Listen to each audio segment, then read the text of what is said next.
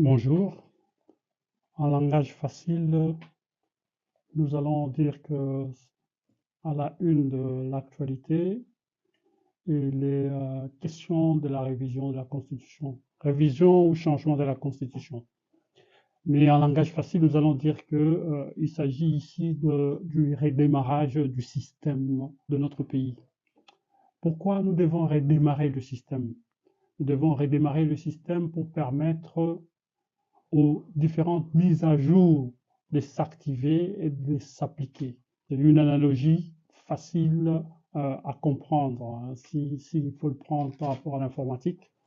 Lorsque votre ordinateur connaît des problèmes, on le redémarre pour que les applications ou les mises à jour se font sur l'ordinateur afin d'améliorer la performance de l'ordinateur.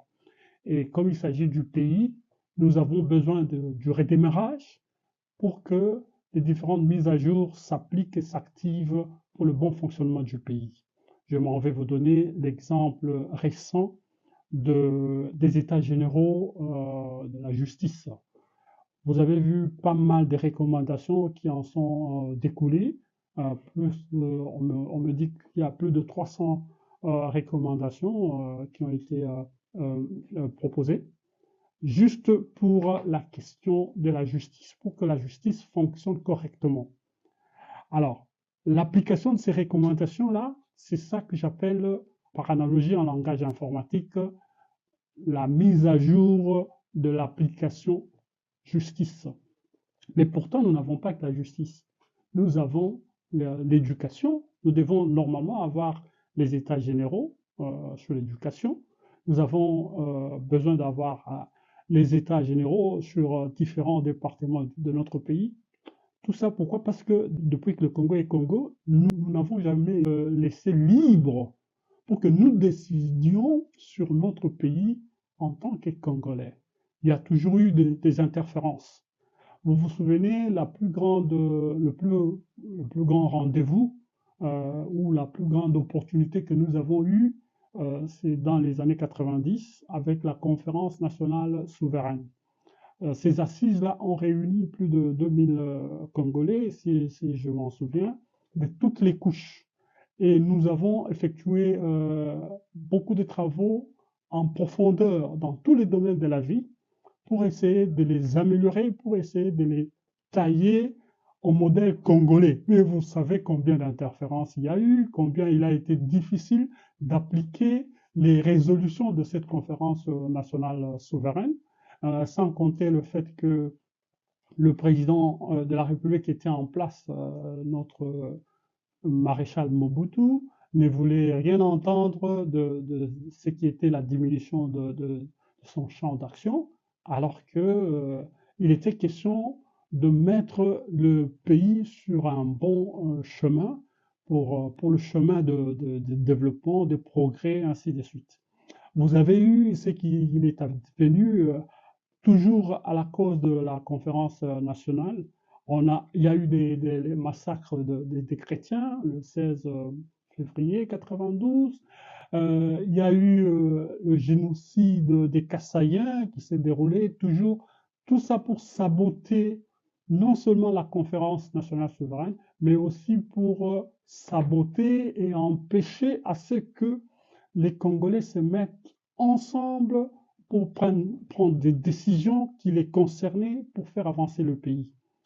Et toutes ces tentatives-là nous ont amenés à avoir la constitution que nous avons pour l'instant, qui est, comme vous le savez, a été conçue par des étrangers et pour les étrangers.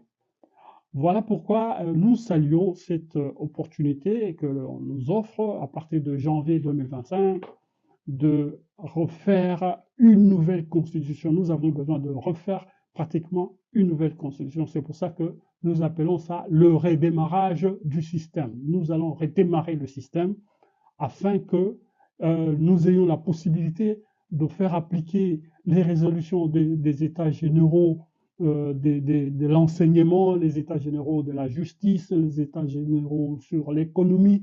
Nous allons pratiquement redessiner l'ensemble des différents domaines de notre pays par rapport à nos besoins, par rapport aux besoins congolais, afin que le Congo profond se retrouve dans toute son entièreté pour espérer que tout Congolais bénéficie de richesses et des opportunités que seul Dieu a voulu doter le pays de ça. Donc voilà, donc l'heure est au redémarrage du système République démocratique du Congo. Donc, pour la révision ou le changement de la Constitution. Nous devons éviter d'entrer dans la polémique comme nous en avons l'habitude de dire tel président a révisé la Constitution, tel autre a modifié la Constitution ou pour le changement de mandat ou des trucs comme ça. Essayons un peu d'élever le débat et de penser à notre avenir en tant que pays. Donc, nous ne devons pas nous limiter à la personne, à l'individu qui est pour l'instant l'individu Tshisekedi qui est au pouvoir. Nous devons voir grand et donner la chance au pays de se refaire. Et depuis que son avènement au pouvoir, nous qui avons lutté pendant des années aux côtés de l'UDPS pour cet avènement de changement, nous nous sommes retrouvés derrière l'avènement d'accession au pouvoir par le président Tshisekedi, et ça nous a donné beaucoup d'espoir. Voilà pourquoi il constitue cet espoir-là de changement. Vous vous rappelez le père, il parlait souvent changement, il veut le changement, changement radical. Eh bien, depuis que l'actuel président est au pouvoir, nous avons soif de ce changement radical. Eh bien, avec cette opportunité de changement de constitution, c'est le moment où nous voulons appliquer ce changement radical dans tous les domaines de notre pays. Nous ne nous sommes jamais mis ensemble à réfléchir à comment démarrer effectivement notre pays. Nous manquons pas mal d'opportunités pour faire avancer ce pays. Depuis qu'il est arrivé au pouvoir, c'est toujours la polémique qui a le pouvoir, qui n'a pas le pouvoir. Il y en a qui l'ont même appelé pantin, il y en a qui l'ont appelé marionnette. Il y avait tous ces mots-là à travers lesquels nous avons perdu pratiquement 2 à 3 ans du pouvoir, du mandat. Alors donc, même actuellement là, vous n'avez qu'à voir combien de ministres il y a au gouvernement, et ces ministres qui ne font rien, qui passent leur journée à ne rien faire, mais qui sont payés de colossales sommes d'argent, et ils sont payés énormément beaucoup d'argent, et les institutions, de façon générale, sont budgétivores. Et ça, c'est quelque chose que nous devons changer. Voilà, avec cette occasion, justement, cette opportunité, c'est une occasion pour nous de changer pas mal de choses. C'est une opportunité pour nous de diminuer l'état budgétivore de nos institutions. Vous savez pourquoi ces institutions sont budgétivores? Elles sont budgétivores parce que c'est des institutions que nous n'avons pas conçues en tant que Congolais. C'est des institutions que nous avons héritées à l'indépendance, des institutions que nous avons héritées de l'esclavage, nous les avons héritées du colonialisme. Lorsque le colonialiste est arrivé au Congo, figurez-vous, il ne pensait pas pouvoir quitter le Congo un jour. Il pensait plutôt s'établir et mettre en place un système qui le mettrait confortable, qui le rendrait confortable, qui le rendrait à l'aise. Voilà pourquoi, lorsque, à la veille de l'indépendance, il y a eu beaucoup de massacres de ces étrangers parce qu'ils ne voulaient pas partir. Ils ne voulaient pas partir simplement parce qu'ils se trouvaient mieux au Congo que chez eux, en Belgique notamment. Mais alors, lorsque nous avons acquis cette indépendance, nos dirigeants ont voulu, au lieu de révolutionner le système, au lieu de changer tout de fond en comble, ils ont préféré prendre la place de ces colonisateurs. Ainsi, depuis 60, nous nous retrouvons colonisés par nos propres frères, tout simplement parce qu'ils ont pris la place de ces colonisateurs, ils ont pris le confort de ces colonisateurs, ils ont pris tout dans le système, le mode de fonctionnement de ces colonisateurs, qui d'ailleurs, pour la plupart, ils étaient en train d'envier. Et on les gratifie en les appelant les évolués. Parce qu'en fait, un évolué, c'est celui qui a commencé à se comporter comme un Européen. Parce que dans l'imaginaire de l'époque, l'Européen, c'était celui qui se comportait comme un modèle, qui mettait tout en place, tout de parfait, ainsi de suite. Alors, donc, il n'y a pas eu rupture avec ce système colonial. Nous avons tout hérité du système colonial, les institutions et même la police et l'armée.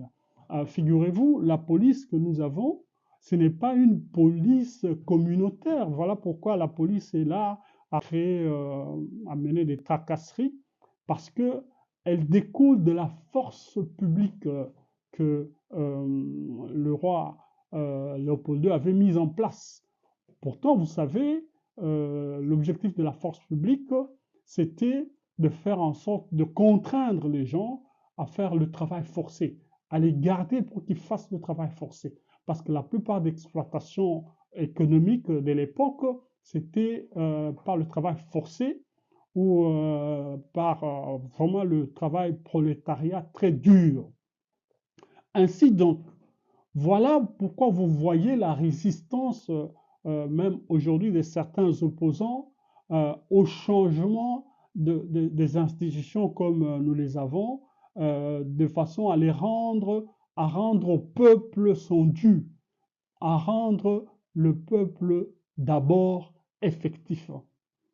Eh bien, tout ça pour dire que, à travers le changement de cette constitution, ça nous donnera l'occasion de changer les choses, d'adapter les choses, de créer des institutions qui répondent à nos besoins, pas des institutions qui sont là juste pour paraître.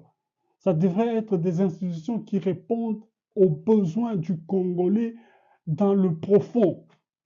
Parce que vous avez aujourd'hui des institutions qui bouffent énormément d'argent, mais qui ne servent pas en réalité, qui n'ont aucun impact sur le Congolais qui se retrouve à Diofa pour l'instant, un Congolais qui se retrouve à Makobola ou un Congolais qui se retrouve à Kabea Kamwanga. Donc, nous avons besoin des institutions qui répondent et qui touchent directement la vie du Congolais le plus bas ou le plus ordinaire possible. Donc, encore une fois, tout ce que nous avons pour l'instant, ce n'est pas nous qui l'avons créé. Nous avons trouvé ça. Nous avons hérité ça du colonialisme, de l'esclavagisme.